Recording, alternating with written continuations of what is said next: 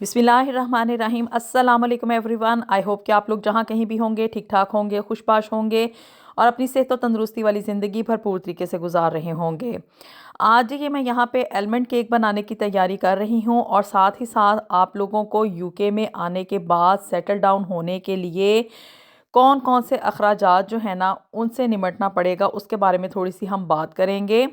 तकरीबन 95% पाकिस्तानियों के दिलों में यही ख्वाहिश पाई जाती है कि वो किसी ना किसी तरह से किसी बैरून मुल्क चले जाएं और मोस्टली पाकिस्तानियों की मैंने ये भी ख्वाहिश देखी है कि वो यहाँ पे यूके में ही आके सेटल डाउन होना चाहते हैं। लेकिन आजकल आपको पता है कि भी यहाँ पे यूके के हालात कितने ज़्यादा टफ चल रहे हैं। यहाँ पे कॉस्ट ऑफ लिविंग जो है वो बहुत ज़्यादा इंक्रीज़ हो चुकी है। गाहे बगाहे डिफरेंट व्लॉग्स में यहाँ पे होने वाली चेंजेस, यहाँ पे इमिग्रेशन की जो सूरत हाल होती है, यहाँ पे जो न्यू रूल्स आ रहे हैं और यहाँ पे पाकिस्तानियों के लिए जितनी ज़्यादा सख्तियाँ हो रही हैं और यहाँ पे आने वाले पाकिस्तानियों को जो सी प्रॉब्लम्स जो हैं वो फेस करनी पड़ती हैं, इसके बारे में मैं अपनी अक्सर वीडियोस में आप लोगों के साथ प्रॉब्लम्स को शेयर करती रहती हूँ। लेकिन जी अब आज की इस वीडियो में ना ख़ास तौर पे उन पाकिस्तानियों के लिए जो कि यहाँ पे यूके में आते हैं ना, और वैसे ही मैंने अक्सर देखा है कि कई एक लोगों की ना कोई प्लानिंग भी नहीं होती, उनको पता ही नहीं होता कि भी आप लोगों ने यहाँ पे आके करना क्या है, किस तरह से यहाँ पे सरवाइव करना है। इसके बारे में कुछ बातें जो हैं वो मैं शेयर करूँगी क्योंकि मोस्टली जितने भी मैंने देखा है ना पाकिस्तानी, चाहे वो किसी भी वीज़ा के ऊपर यहाँ पे यूके में आते हैं, तो उनको यही होता है कि भी यहाँ पे यूके आने का जो ख़र्चा है ना वो सिर्फ़ और सिर्फ वीज़ा की फ़ीस या यूनिवर्सिटी की फ़ीस, यहाँ की एनएचएस की फ़ीस और जो टिकट के पैसे लगते हैं ना, बस यही खर्चा होता है। इसके अलावा उन बेचारों के ज़हनों में ये चीज़ होती ही नहीं है कि यहाँ पे एक डिफरेंट नए कंट्री में आने के बाद आपको यहाँ पे सरवाइव करने के लिए और यहाँ पे अपनी ज़िंदगी एक नए सिरे से शुरू करने के लिए कौन कौन से खर्चे जो है ना वो फेस करने पड़ेंगे और आपको यहाँ पे अपने साथ कितने पैसे जो है ना वो पाकिस्तान से लेकर आने चाहिए, ताकि यहाँ पे अब ये तो नहीं है कि भी आते साथ ही एयरपोर्ट से आप लोग उतरे हैं और उतरते साथ ही आपके लिए ना आगे जॉब्स पड़ी हुई हों और नेक्स्ट डे जो है वो आप लोग जॉब के ऊपर जाना शुरू कर दें और पैसे कमाना शुरू कर दें। ये सिर्फ़ और सिर्फ वही सुहाने ख्वाब हैं जो कि एजेंट्स आपको पाकिस्तान में रहते हुए दिखाते हैं, जबकि ग्राउंड रियलिटी इससे बिल्कुल मुख्तलिफ होती है। तकरीबन यहाँ पे आने के बाद 3 से 4 माह आप लोग अपने जहन में रखें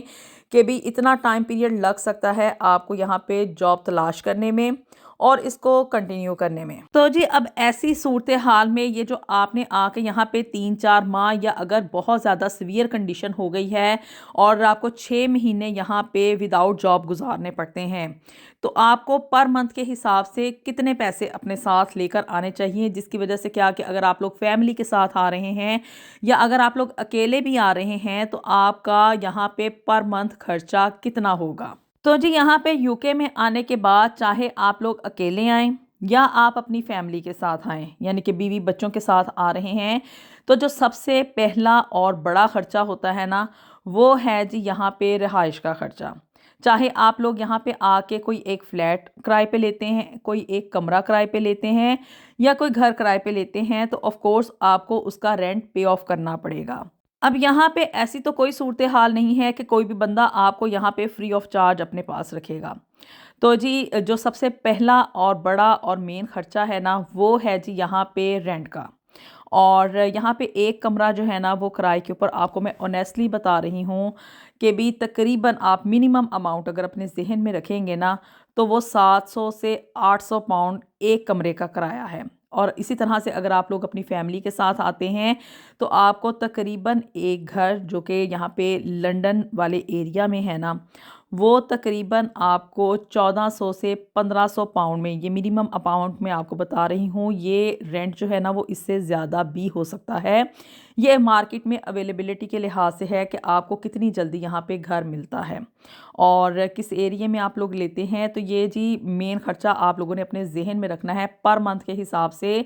अगर आप लोग फैमिली के साथ आ रहे हैं तो 1400 से 1500 पाउंड आप लोगों ने अपने पास पर मंथ का किराया लेकर आना है। अब जी रिहाइश के बाद जो दूसरा बड़ा और मेन खर्चा होता है ना वो होता है जी खाने पीने का। जी हाँ, यहाँ पे जो ग्रॉसरी आपने करनी है, यहाँ पे जो रहते हुए आपकी फैमिली मंथली अखराजात करती है, अब वो भी आपको कहीं ऊपर से मनोसलवा तो उतरने से रहा, वो भी अखराजात आपने खुद ही पूरे करने हैं। तो यहाँ पे जो मंथली ग्रॉसरी हमारी पाकिस्तानी फैमिलीज़ के लिए मोस्टली होती है ना, उसमें मैं आप लोगों को ये बताती चलूँ कि कम अज़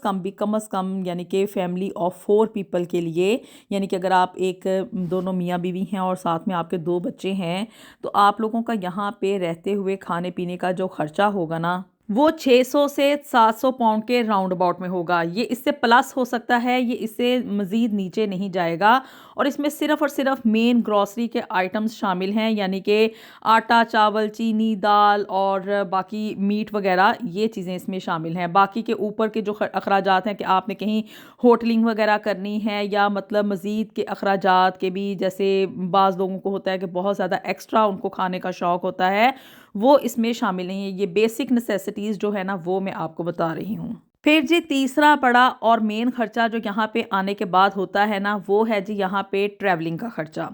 ट्रांसपोर्टेशन यानी कि पब्लिक ट्रांसपोर्ट जो है वो भी आप लोगों को किसी तौर पे भी चीपर नहीं मिलेगी। उसके ऊपर भी आपका पर पर्सन के हिसाब से अखराजात आते हैं। इसके अलावा क्या है कि आपका ये खर्चा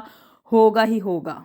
फिर जी इसके अलावा बच्चों के स्कूल की फ़ीस, आप लोगों ने यही सुना होगा कि फ्री ऑफ चार्ज यहाँ पे एजुकेशन है। ये सिर्फ़ कहने की ही बात होती है, यानी कि आपके बच्चों का स्कूल का एडमिशन तो फ्री हो जाएगा और ना ही वहाँ पे आपको कोई मंथली फ़ी जो है वो पे आउट करनी पड़ेगी। लेकिन बच्चों के जो मतलब वहाँ पे स्कूल में ट्रिप्स वगैरह होते हैं, जो कि एजुकेशनल ट्रिप होते हैं, या बच्चे वहाँ पे कोई भी पार्टी वगैरह है या कोई इस तरह के अखराजात हैं, तो वो आपको पे ऑफ करने पड़ते हैं। एक और परसेप्शन जो कि हमारे पाकिस्तानियों के जहनों में ये होती है कि भी यहाँ पे इलाज मुआवजा बिल्कुल फ्री है,